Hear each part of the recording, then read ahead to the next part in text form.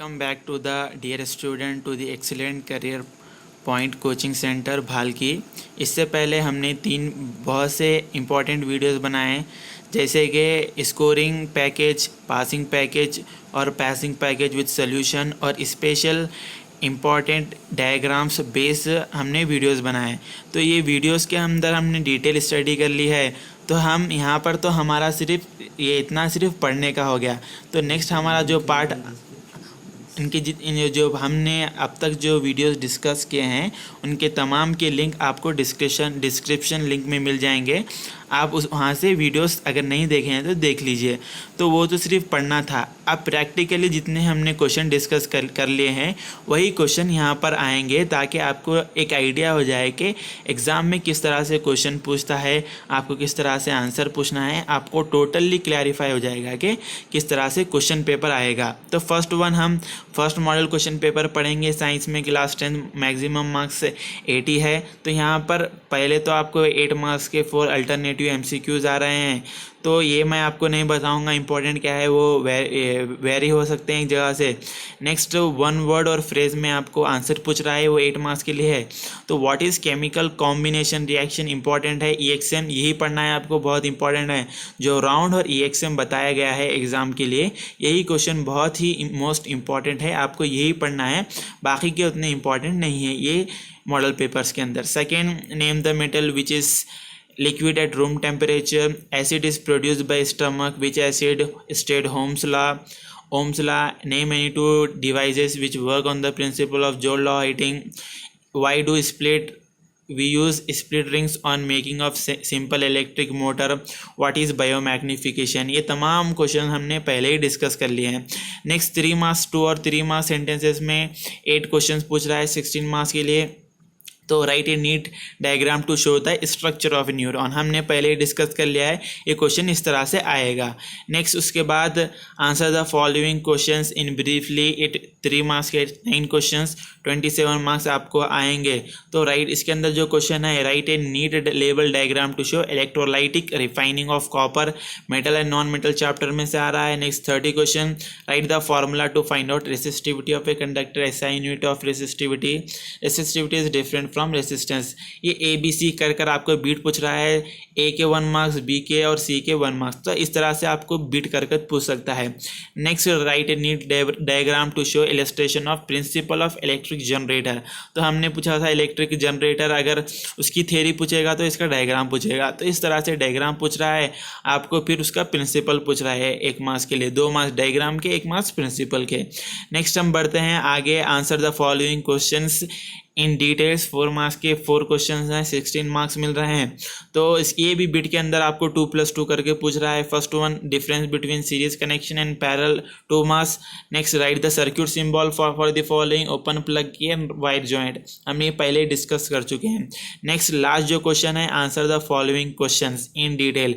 5 marks का ये जो नया है थीम, ये ऐड की गई है, 5 मार्क्स का है, 1 question and there is no choice. इसके अंदर आपको 38 क्वेश्चन, इसके अंदर explain an activity to show electrolysis of water with a proper diagram. तो आपको एक एक्टिविटी बताना है, एक डायग्राम बताना है, फिर डिटेल उसको एक्सप्लेन करना है। ये 100% आने के चांसेस हैं। ये तो फर्स्ट मॉडल पेपर हो गया। नेक्स्ट आगे बढ़ते हैं हम सेकंड मॉडल पेपर के अंदर। क्लास 10th साइंस और 80 मार्क्स के लिए MCQs वही उसी तरह से 8 मार्क्स के आएंगे। नेक्स्ट उसके बाद 1 मार्क्स के 8 क्वेश्चंस आएंगे। इसके अंदर what is geotropism, other name of for saponifications, name organism, which organism, name which organism which is produced through binary fusion, state Snell's law of refractions. ये इंपॉर्टेंट क्वेश्चंस हैं। Next 2 और 3 sentence में 2 marks के लिए diagram पूछ रहा है, electrolytic refining of copper आपको पूछ रहा है। नेक्स्ट इसके बाद फैक्टर्स के नेम लिखो बोल रहा है जिसके ऊपर resistance of a conductor depends करता है, ये पूछ रहा है। नेक्स्ट 3 मार्क्स के लिए हम आगे बढ़ते हैं। यहाँ पर आपको बिट के अंदर पूछ रहा है what is corrosion of metal, ये पूछा है हमने। इसका जितने भी क्वेश्चन हैं वो ऑलरेडी हम डिस्कस कर ही चुके हैं। नेक्स्ट यहाँ पर और 28 क्वेश्चन में बीट के में पूछ रहा है ए और बी, ए में how is parallel connection in domestic wire advantages किस तरह से होता है, फिर resistance of a conductor wire changes उसके एरिया के हिसाब से वो किस तरह से होता है वो आपको बताना है। नेक्स्ट एक डायग्राम पूछ रहा है structure of N AC generator. AC generator बोले तो यानी सिर्फ इलेक्ट्रिक जनरेटर, दोनों का मतलब एक ही है, यहाँ पर कुछ अलग तरह से पूछा है। ये 100% फिक्स है क्योंकि यहाँ पर उसकी थ्योरी पूछा है, इसलिए डायग्राम इसका आ रहा है।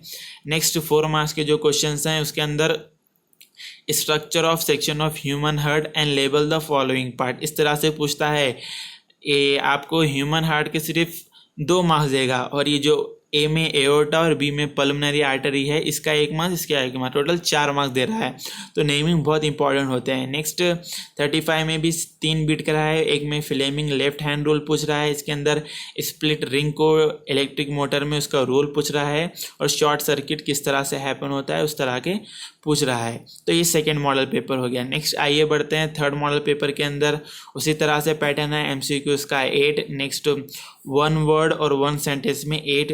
इसके अंदर what are structural isomers, very most important question है। What is the power of a lens, name the green house gas produce by burning of coal, इसका मतलब क्या है, कार्बन डाइऑक्साइड आपको लिखना है। नेक्स्ट 2 मार्क्स के लिए write a neat diagram to show resistance in series, वो आपको बताना है।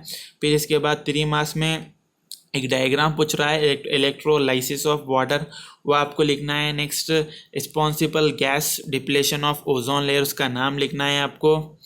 Next what are biodegradable and non biodegradable substances, वो पूछ रहा है।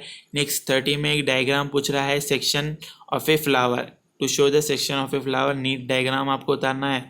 फिर नेक्स्ट एक डायग्राम आपको ह्यूमन ब्रेन का पूछ रहा है, यहाँ पर लेबलिंग पार्ट के नेम चेंज किया है, एक स्कल और एक पोन्स, आपको वो लेबल करना है।